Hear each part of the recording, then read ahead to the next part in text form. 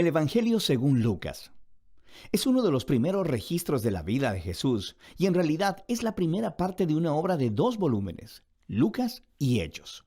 Si comparas las líneas introductorias de ambos libros, es claro que vienen del mismo autor y hay pistas internas en el libro de Hechos, así como en la tradición temprana, que identifican al autor como Lucas, el acompañante de viaje y colaborador del apóstol Pablo, quien sabemos que también era médico. Lucas introduce su obra con un prefacio que nos dice cómo y por qué escribió este libro. Él reconoce que hay muchos otros buenos registros de la vida de Jesús, pero que él quería volver a las tradiciones del testimonio ocular de todos los discípulos que pudiera para producir lo que él llama un registro ordenado de las cosas que se han cumplido entre nosotros. Esa palabra, cumplido, nos muestra por qué Lucas escribió este registro. Para él, la historia de Jesús no es solo historia antigua. Quiere mostrar cómo es el cumplimiento de la larga historia del pacto de Dios en Israel. Y más grande que eso, la historia de Dios en todo el mundo. El diseño del libro es bastante claro.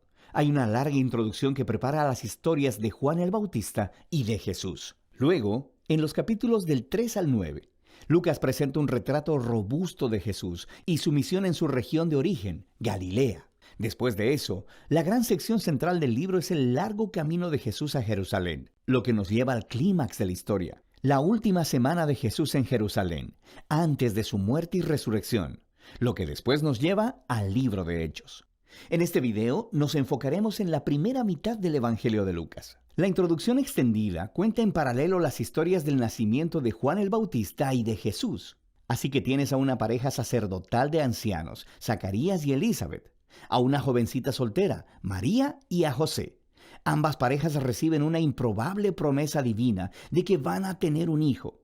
Ambas promesas se cumplen cuando Juan y luego Jesús nacen y ambos padres cantan poemas de celebración. Estas canciones poéticas están llenas de ecos de los salmos y profetas del Antiguo Testamento, mostrando cómo estos niños cumplirán las antiguas promesas de Dios. Pero estos poemas también dan una vista previa del rol de cada niño en la historia que sigue. Juan es el mensajero profético prometido en la Torá y los profetas, que preparará a Israel para encontrarse con su Dios. Y Jesús, él es el rey mesiánico prometido a David, que traerá el reino de Dios sobre Israel y la bendición de Dios a las naciones, justo como él le prometió a Abraham. Después de esto, María lleva a Jesús al templo de Jerusalén para su dedicación, y 2 profetas ancianos, Ana y Simeón, ven a Jesús y reconocen quién es, y Simeón canta su propia canción, un poema inspirado en el profeta Isaías. Él dice: «Este niño es la salvación de Dios para Israel, y él se convertirá en luz a las naciones». Así que con toda esta anticipación, la historia continúa a la siguiente sección principal, donde Lucas presenta a Jesús y su misión. Él prepara la escena con el movimiento de renovación de Juan en el río Jordán, donde él está llamando a un nuevo arrepentimiento, comprometiendo nueva vez a Israel a la existencia a través del bautismo. Él está preparando la llegada del reino de Dios. Y luego, Jesús aparece como el líder de esta nueva Israel, y él es marcado por el Espíritu y la voz de Dios desde el cielo. Él es el Hijo amado de Dios. Después de esto, Lucas continúa con la genealogía y traza los orígenes de Jesús hasta David, y luego hasta Abraham, y luego hasta Adán en el libro de Génesis. Lucas está declarando que Jesús es el rey mesiánico de Israel, que traerá la bendición de Dios, pero no solo a Israel, la familia de Abraham. Él está aquí por todos los hijos de Adán, por toda la humanidad. Después de esto, Lucas ha colocado estratégicamente la historia de Jesús regresando a su ciudad de origen, Nazaret, donde inaugura su misión pública. En una reunión en la sinagoga, Jesús se pone de pie y lee del rollo de Isaías diciendo: «El Espíritu de Dios está sobre mí para anunciar las buenas nuevas a los pobres y libertad a los cautivos, vista a los ciegos y libertad a los oprimidos». Ahora, al igual que en los otros evangelios, Jesús aquí se presenta como el rey mesiánico que está trayendo las buenas nuevas del reino de Dios. Pero lo que Lucas está resaltando de manera singular son las implicaciones sociales de la misión de Jesús, de manera que él trae libertad. La palabra griega es aphesis, y literalmente significa liberación, y se refiere a la antigua práctica judía del año del jubileo que se describe en Levítico 25. Es cuando todos los esclavos de Israel eran liberados, cuando las deudas de las personas eran canceladas, cuando las tierras que habían sido vendidas se devolvían a las familias. Todo era una recreación simbólica de la justicia y misericordia liberadora de Dios. Y luego Jesús dice que estas buenas nuevas de liberación son específicamente para los pobres. En el Antiguo Testamento, los pobres, o en hebreo aní, es una categoría mucho más amplia, no solo para las personas que no tienen mucho dinero. También se refiere a las personas de bajo estatus social en su cultura, como personas con discapacidades, mujeres, niños y los ancianos. También puede incluir a los marginados sociales, como personas de otros grupos étnicos, o personas cuyas malas decisiones los habían dejado fuera de los círculos religiosos aceptables. Y Jesús dice que el reino de Dios es especialmente una buena noticia para estas personas. Así que después de esto, Lucas pone inmediatamente delante de nosotros un gran bloque de historias que nos muestran cómo lucen las buenas nuevas de Jesús para los pobres. Involucran la sanidad de una mujer enferma y en cama, o de un hombre que tiene una enfermedad en la piel, o de alguien que está paralizado.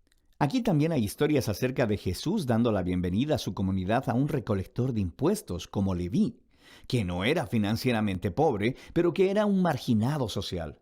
Hay una historia acerca de Jesús perdonando a una prostituta. Lucas está mostrando cómo el reino de Jesús traía restauración y revertía todas las circunstancias de las vidas de las personas. Él está expandiendo el círculo de personas que son invitadas a descubrir el poder sanador del reino de Dios.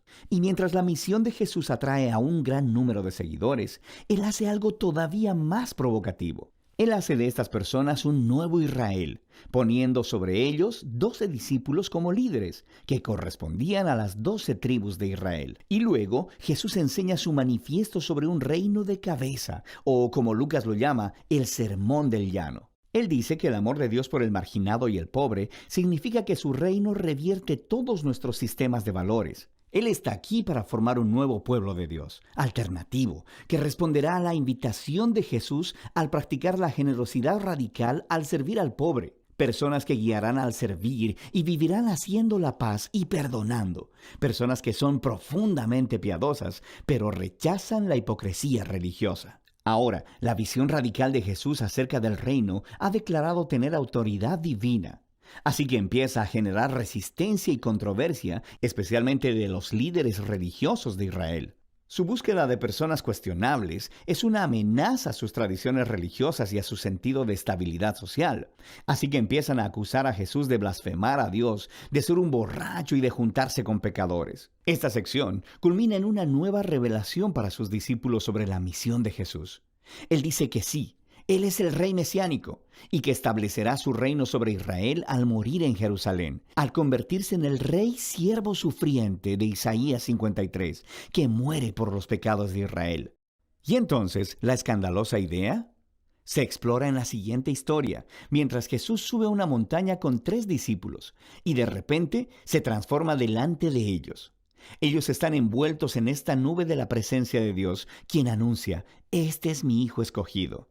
Y luego, Moisés y Elías están ahí, los otros 2 profetas que se encontraron con la presencia y la voz de Dios en una montaña. Y Lucas nos cuenta que ellos están hablando juntos acerca de la partida de Jesús, que estaba a punto de cumplirse en Jerusalén. Esa palabra griega, éxodo, es una clara referencia a la historia del éxodo. Lucas está representando aquí a Jesús como un nuevo Moisés, que guiará a su nuevo Israel a la libertad y a la liberación del pecado y la maldad en todas sus formas, personal, espiritual y social. Y eso nos llevará a la segunda mitad del libro, pero por ahora, esa es la primera mitad del Evangelio según Lucas.